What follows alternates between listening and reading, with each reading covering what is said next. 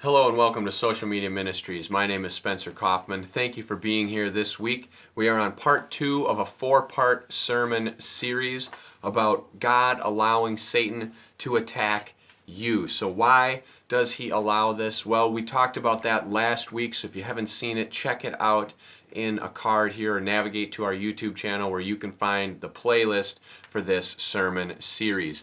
Why does God allow Satan to attack you? Well, it could be for 2 reasons. Number 1 is a course correction.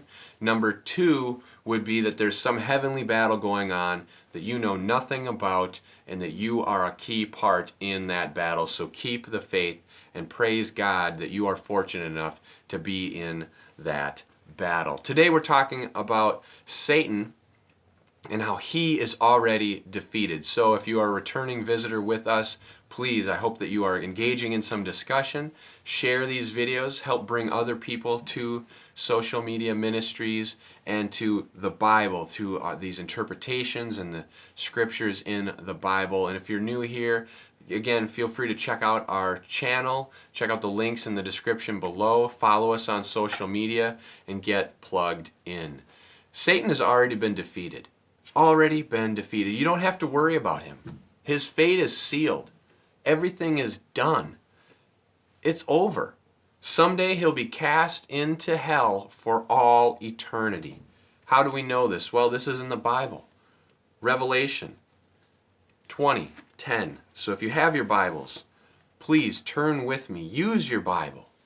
Revelation 20:10 says, "And the devil who deceived them was thrown into the lake of burning sulfur, where the beast and the false prophet had been thrown. They will be tormented day and night forever and ever." Wow, that seems kind of harsh. Tormented day and night forever and ever. Hey, the devil is here on earth tormenting you day and night for your whole time you're here. He's been tormenting everyone else, all the Christians. He's tormenting them. This is justice. His fate is sealed. Remember, God, the devil, all of them, they live outside of time. In fact, in an instance when Jesus was on the earth, he was casting out some of these demons that have been tormenting people. And this one said, "Have you come to torture us before the appointed time?" He said, "Silence. Stop telling people what's going to happen. What has already happened. We live outside of time. For them, everything is in a moment, in an instant. This great battle, everything has happened. We're simply going through it. We haven't lived it yet." But they know their fate. The demons know their fate. They know what's going to happen to them. Their fate is sealed. There's nothing they can do. They're here trying to cause as much havoc, as much destruction as possible until their appointed time. They are like, all right, I have this much time. I am going to do my worst for this much time until I am condemned for all eternity. Don't let them grab you. They're going to try. They've already been defeated, though. God has not only defeated Satan already once, but twice. The first time he defeated Satan's rebellion. Satan had a group and they were grumbling against God. They were complaining against God. Then it evolved into muttering and a mutiny rose up. We've talked about complaining and the importance of not doing that and what the difference is between muttering on our channel. So you could check out a card here to go to that video. Otherwise, navigate to that channel. It's called Do Not Complain, or Do Everything Without Complaining. No arguing. And so they were doing that.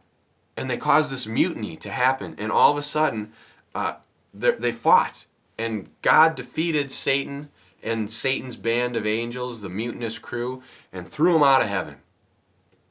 He cast them out of there. Cast them where? To earth. Cast them here to earth. Ezekiel 28:17. 28:17 says, "Your heart," this is God talking to Satan, "your heart became proud on account of your beauty. You corrupted your wisdom because of your splendor. So I threw you to the earth. I made a spectacle of you before kings. And then it continues on with everything. He's speaking to Satan here. Satan was like his number one guy, his first mate. Satan was decked out. Jewels. He was really awesome to look at. Beautiful. He became proud. Pride comes before what? Destruction. God destroyed him, cast him out, down to earth. Then what did he do here? His first act, he was able to usurp control of the earth from the humans. He tricked them. He tricked Adam and Eve, and he stole the dominion of the earth. So now he's here, roaming to and fro. He's in charge of it all. It's his, within moderation, within some rules set by God. Okay, so that was the first time he defeated Satan. But Satan was still trying to rise. He took over the earth. Then when? Well, the next time he defeated Satan was when Jesus died on the cross. Satan thought he was winning. He's like, whoa, you sent Jesus to my earth? I'm going to kill him. And so he puts all these plans in motion, and people, the Jews, the Sadducees, the Pharisees, they're plotting to kill Jesus all throughout Jesus' ministry. They're plotting to kill Jesus. And so Satan's like, man, God, you made a tactical error. I can't believe you sent him to my domain. I am going to kill him. And the whole time, Satan is planning and scheming, and eventually, Jesus gets crucified. And Satan is like, I told you, I won. I won.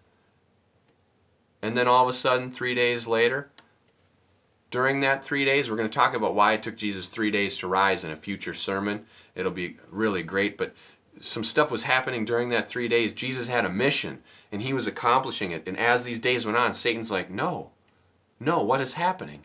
What? No. And then finally, Jesus rose from the dead, conquered the grave, and Satan is like, at that point, just like the guy screaming in the movies. He thought he had it all, and all of a sudden, it all unraveled, and God won. Jesus was victorious, and that was it. He was crushed. Genesis 3:15, and I will put an enmity between you, who's you? Satan, the serpent, and the woman, between her offspring and yours. He will crush your head, and you will strike his heel. This is God talking to the serpent, the devil. He's going to make an enemy of mankind or humankind, the offspring of the woman, and the serpent, Satan, the devil. Not only snakes on the ground in the animal kingdom, but the representation of the serpent, the devil. Jesus crushed the head of the serpent when he died on the cross and rose from the dead. Satan struck. The serpent struck Jesus. But then he rose and crushed his head. There's a difference here in the verse itself. Just know, Satan is already defeated. If you have anything going on, the fate is sealed. This verse even here should give you some hope. You will crush his head. And what will he do to you? Strike your heel? Strike your heel? You're going to crush his head. Which is more fatal? His fate is sealed. You will crush his head. Yes, of course, he's going to strike your heel. And what's up with the heel? The Achilles tendon, yeah, that could really do some damage to you. And it could be very painful. It's not like it's nothing. Striking your heel could cause a lot of problems in your life. But you can crush his head. That's final. That's over. He's already defeated. You're not going to die from your heel being struck. I guess you could, a spider bite or a snake. Or you get the picture. In terms of severity, he's already defeated. Jesus crushed the head of the serpent when he died and rose again. Satan may still have dominion of this earth, but he doesn't have dominion over you. Satan may rule the world, but he doesn't rule you. That's what you should write down. Write it down. Satan has dominion of the earth. but not you. How do we know this? John 10:28. Turn with me, do it. John 10:28 says, I give them eternal life, and they shall never perish. This is Jesus talking. He's talking about you. He's giving you eternal life. You shall never perish. No one can snatch you out of his hand. Satan doesn't rule you. No one can snatch you out of Jesus' hand. He has you. God's got you. Satan has a reputation for being defeated. It's his destiny. It was his destiny from the beginning. He was cast out of heaven after the mutiny. He tried to take the earth. He thought he was coming up. He thought he was rising again. And guess what? God says, I'll put an enmity between you. You're going to strike their heel. They will crush your head. Right there. Day one. Not only did he get defeated there, I mean, he's really been defeated a lot. He got defeated by God, then he thought he could take over God's creation, mankind. And God even says, even mankind is going to defeat you. They will crush your head, although you will strike their heel. So you're going to do some damage, but they've defeated you. They will. You can defeat him. You can crush his head. You have Jesus. You have the Holy Spirit. Now, all of a sudden, there's nothing Satan can do. He has already been defeated. You are the offspring of woman. And you are a child of God. Don't believe me? Galatians 3:26. You are a child of God. Galatians 3:26. I guess it'd be 3:25. Now faith has come. We are no longer under the supervision of the law. Oh, 26. You are all sons of God through faith in Christ Jesus. What are you? What are you? You are the offspring of woman. Yes, and of man. That's how we repopulate. You are born of a woman. You are sons of God through faith in Christ Jesus. So you're already the offspring of a woman, which means you will crush Satan's head. You can. He will strike your heel. But through faith in God, you are now a son of God as well. Now, if you're a female, it still fits. You're a daughter of God. You are a child of God. Through your faith, you are a child of God. What does that mean? Well, you're the offspring of a woman, so you can crush Satan. You're a child of God, which means now you've already defeated him. It's no longer in the future. It has already been done. Satan is already defeated. You have God within you. God is in you. You have the power to crush Satan with your heel. Galatians 2:20. I just closed it, so bear with me. Galatians 2:20 is another great verse that we're going to read here. Galatians 2:20 says, I have been crucified with Christ, and I no longer live, but Christ lives in me. The life I live in the body, I live by faith in the Son of God, who loved me and gave himself for me. That's a big verse. There's a lot going on there. You have been crucified with Christ, step one. You no longer live. You're dead. Why? Because you were crucified with Christ. But Christ lives in you. God is in you. The life you live, in the body you live by what? Faith in Christ. And by your faith, now you are a child of God. You are a child of God through your faith, and Christ lives in you. If Christ lives in you, he has already defeated Satan, which means, yes, you can crush his head. He can strike your heel, but now with Christ in you, it's over. No matter how many times the devil can torment you or try to get you down, he has already been defeated. And you can defeat him anytime you want. How? Crush his head. You can defeat him. His fate is sealed, so whenever he attacks you, remind him of that. Satan starts attacking you, starts persecuting you, things start going wrong in your life. All you got to do is remember, he has already been defeated. By who? By you. I have already defeated him. I've already defeated Satan. Say that. Whenever you have a problem in life, I've already defeated Satan. Man, even saying that, I don't have a problem right now.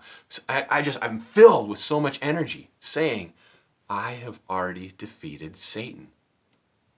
Like it's just, you can't explain it. And this isn't anything scripted. I said these words and it's like, holy moly, try it, say it.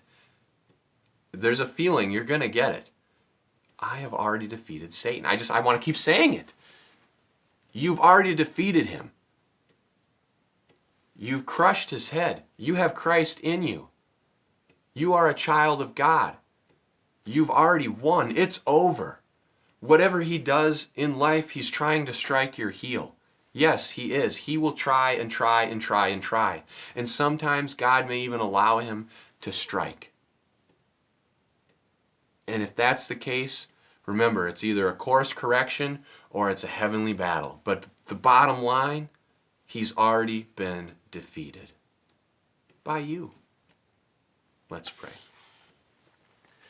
Lord, thank you so much for the inspiring words of the fact that Satan has already been defeated. I know it's a broken record, but thank you so much. Through you, Satan is done. He is no more. He has been defeated, and we are victorious. Thank you so much for that. Lord, I ask that if there's anyone out there who is going through something, some type of trial or attack, and they don't have you, that they would get you.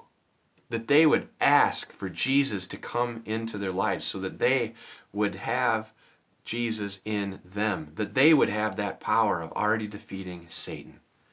And if they need to know how to do that, Lord, give them the courage to comment below or to contact us on social media. We want to help them do that. That's what we're here for.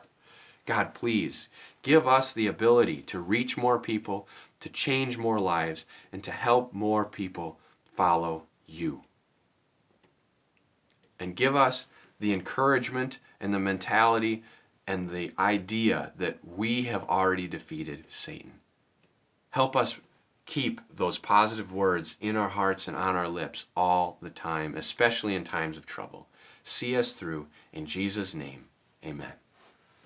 Thanks again for being here this week. Remember, we got 2 weeks to go, so stay tuned. These are some awesome messages, really inspiring, that can help you get through whatever it is you're going through in life. And if you're going through anything and you need prayer, comment below. Just say, pray for me. We'll pray for you. If you have any questions, comment below. If you want to engage in the discussion, do so. Please remember, be polite and respectful, but we encourage you to comment below. And we hope to see you again next week. As we go through this series, we've got 2 more to go, so I hope you come back. Hope to see you next week. God bless.